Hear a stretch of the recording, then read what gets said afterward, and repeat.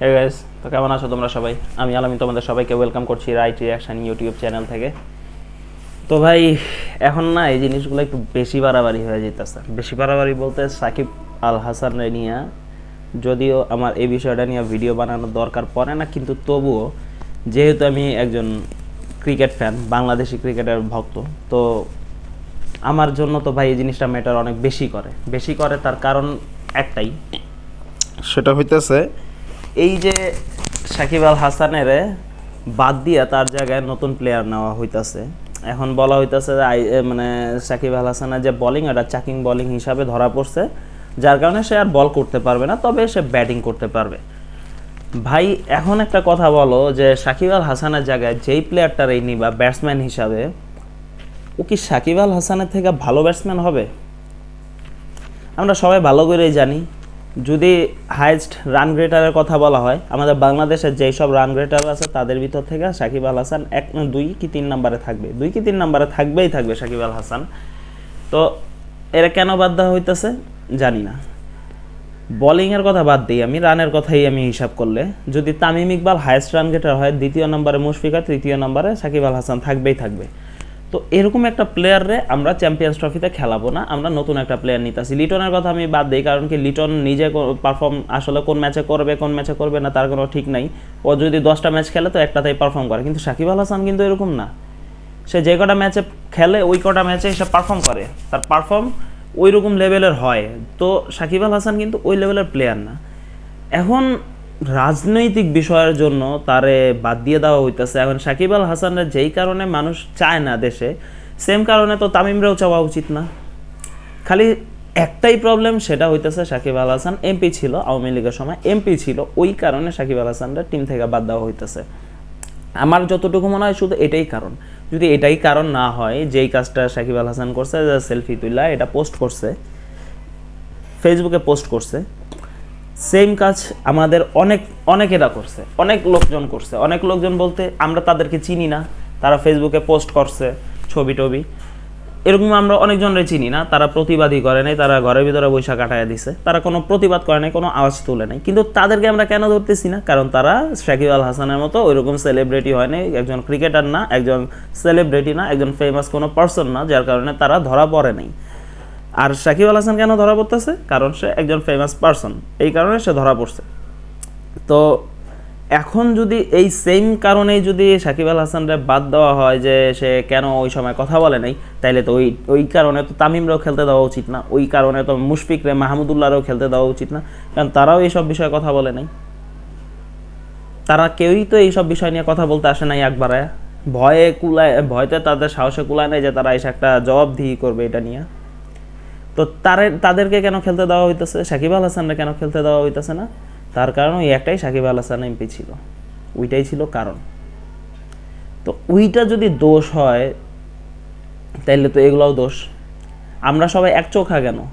এক জায়গায় একটা কাহিনী দেখলাম যে সাকিব আল হাসানের শুধু ব্যানারে সাকিব আল হাসান লেখা নিয়ে এসে গেছে, এই কারণে তারে ঢুকতে দেওয়া হয় না খেলা দেখার জন্য, অথচ ওইদিকে তামিমের ফ্যান হিসাবে তারা ড্যাং করে ঢুকে গেছে। ভাই হিপোক্রেসিরও না একটা লিমিট আছে। আর কথা যে খেলার ভিতরে রাজনীতি ঢুকানো না উচিত না। ও যদি রাজনৈতিক যদি কোনো প্রবলেমে ও যদি খারাপ থাকে, তো অবশ্যই ওরে সেইখান থেকেই করা উচিত। তো ওইখান থেকে তারা বাদ দিয়ে দেওয়া উচিত, ওইখানে তার শাস্তি হওয়া উচিত, তার খেলা থেকে বাদ দেওয়া উচিত না। এখন একটা কথা কি যে ভাই, যে সাকিব আল হাসান যদি না থাকতো না বিশ্বকাপে, তাইলে মনে হয় চ্যাম্পিয়ন্স ট্রফি আমরা খেলতেও পারতাম না। সাকিব আল হাসান ওই সময় যেইভাবে ঝগড়া করে ওই টাইম আউট নিয়ে সবার চোখে ভিলেন হয়েছিল না, ওই ভিলেন হওয়ার পরেই না এই চ্যাম্পিয়ন্স ট্রফি বাংলাদেশ এখন খেলতেছে। অথচ যার জন্য খেলতেছে সেই বান্দাটাই জাতীয় দলে নাই, সেই বান্দাটাই আর খেলতে পারবে না। যার জন্য চান্স পাইছে তার মানে সেই বান্দাটাই চান্স পাইতেছে না খেলার জন্য। একটা কথা মনে রাখবেন, যারা ক্রিকেট ভক্ত, যারা ক্রিকেটকে খুব ভালোবাসে না, এই যে প্লেয়ারগুলো বাইরে হইতেছে না, এরা সবাই না সাকিব আল হাসানরে মানে ইন্সপিরেশন মানে নিজের, ঠিক আছে, নিজের একজন আইডল বানায় রাখছে। আর সাকিব আল হাসান বাংলাদেশে যতটা উচ্চতায় নিয়ে গেছে, যতটা পরিচিত করছে, আমার তো মনে হয় না যে অন্য কেউ করছে। একটা জায়গায় যদি জিজ্ঞাসা করা হয় যে তুমি কোন দেশের, আমি বাংলাদেশের, বাংলাদেশ কোন জায়গা, সাকিব আল হাসানের দেশ, এক ঝটকায় চিন্তা ফেলবে সাকিব আল হাসানের দেশ, এক ঝটকায় মানুষ চিনা ফেলা যায় এটা সাকিব আল হাসানের দেশের লোক। এরকম একটা প্লেয়ারের সাথে এরকম আচরণ, ভাই কি বলবো ভাই, বলার বাইরে। এই জিনিসটা না খুবই খারাপ লাগতেছে। ঠিক আছে, আমরা নিজেদের লিজেন্ডদের নিজেরা সম্মান দিতে জানি না, নিজেরা সম্মান দেই নেই। সাকিব আল হাসানের এইভাবে বিদায় নেওয়াটা উচিত ছিল না, কোনোভাবে এইভাবে বিদায় নেওয়াটা উচিত ছিল না। তার মাঠে থাইকা বিদায় নেওয়া উচিত ছিল, মাঠের থাইকা। সে নিজে ঘোষণা দিয়ে দিছিল যে আমি চ্যাম্পিয়ন্স ট্রফির পর আর খেলবো না, টেস্টে আমি সাউথ আফ্রিকার সিরিজের পর আর খেলবো না। ওই লোকটারে খেলতেই দেয় নাই, বেশি বেশি হয়ে যেতেছে, অতিরিক্ত বারবার ভালো না। তারপরে এই সব কাজগুলো না বেশিরভাগই স্টুডেন্টরা করতেছে। এই যে এইসব স্টুডেন্টরা, তোমরা এইসব কাজ করতেছো না, তোমরা স্টুডেন্টরা দেশ বাঁচাইছে, এই যে কথাগুলো বলতেছো না ভাই, ওইখানে না চাকরিজীবী লোকগুলোও ছিল, তোমার বাবা ছিল, তোমার ভাই ছিল, তোমার আঙ্কেলরা ছিল, এরা কিন্তু ওই জায়গায় ছিল, তারাও কিন্তু বহুত সাহায্য করছে, তারপরে যায় দেশটারে এই পরিস্থিতিতে আনতে পারছো। এখন স্টুডেন্টরাই এটা করছে, স্টুডেন্টরাই ওটা করছে, এই সব পাওয়ার না দেখাইতে চাও না। যদি তোমাদেরও পাওয়ার থাকে না, তাহলে আমজনতারও পাওয়ার থাকা উচিত।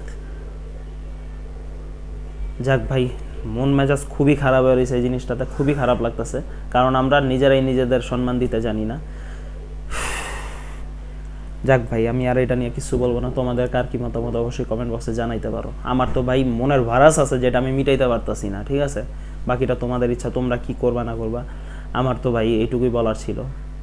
যাক, চাইলে কিন্তু এই টিম ম্যানেজমেন্ট সাকিব আল হাসানরা খেলতে দিতে পারে, এখনও চাইলেই পারে, কিন্তু দিবে না। চাইলেই এখনও পারে, একজন ব্যাটসম্যান হিসাবে খেলতে দিবে না। কি করার, কিছু করার আছে? কিচ্ছু করার নেই। যাক ভাই, অনেক কথা বইলা ফেলাইলাম রাগের মাথায়। যদি ভুল ত্রুটি হয়ে থাকে তো ক্ষমা দৃষ্টিতে দেখবেন। আর যদি আমার এই ভিডিওটা ভালো লাগে অবশ্যই লাইক কমেন্ট শেয়ার করে যাবে। আর যদি চ্যানেলে নতুন হয়ে থাকে তো চ্যানেলটাকে সাবস্ক্রাইব করে বেল আইকনটা ক্লিক করে অবশ্যই পাশে থাকো। দেখা হচ্ছে নেক্সট ভিডিওতে। ততদিনে সবাই ভালো থাকো, সুস্থ থাকো, নিজের খেয়াল রাখো। আল্লাহ হাফেজ।